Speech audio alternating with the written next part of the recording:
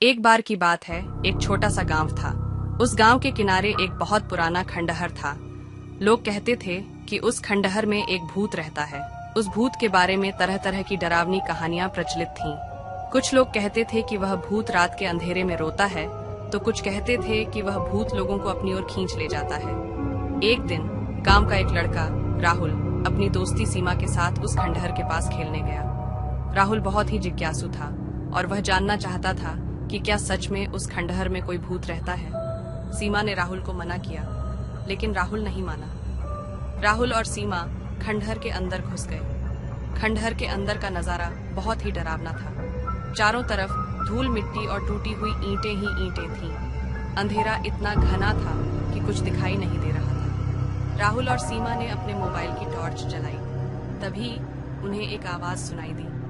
वह आवाज बहुत ही धीमी और भयानक थी। राहुल और सीमा एक दूसरे का हाथ पकड़कर डर से कांपने लगे। उन्होंने धीरे धीरे आगे बढ़ना शुरू किया। थोड़ी दूर चलने के बाद उन्हें एक कमरा मिला। उस कमरे में एक बड़ी सी तस्वीर लटकी हुई थी। जैसे ही राहुल ने उस तस्वीर को देखा, वह चीख पड़ा। तस्वीर में एक औरत थी और वह औरत बहुत ही डरावनी लग रही थी। तभी तस्वीर हिलने लगी और औरत की आंखें खुल गईं। राहुल और सीमा दौड़कर कमरे से बाहर निकल गए। उन्होंने पीछे मुड़कर देखा तो औरत तस्वीर से निकलकर उनके पीछे आ रही थी। राहुल और सीमा बहुत तेज दौड़े और खंडहर से बाहर निकल गए। उन्होंने पीछे मुड़कर देखा तो औरत अब भी उनके पीछे थी। राहुल और सीमा ने भागना जारी रखा और अंत में वे गांव पहुंच गए। राहुल और सीमा ने गांव वालों को सारी बात बताई। गांव वाले बहुत डर गए। उन्होंने तुरंत पुजारी को बुलाया। पुजारी ने कुछ मंत्र पढ़े और खंडहर को शुद्ध किया। उसके बाद से कोई भी उस खंडहर के पास जाने की हिम्मत नहीं करता था।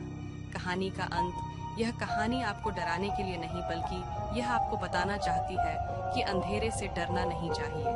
अगर आप किसी अज्ञात जगह पर जाते हैं तो सावधान रहें। डिस्क्लेमर: यह कहानी केवल मनोरंजन के लिए है। वास्तविक जीवन में ऐसी कोई घटना नहीं हुई है।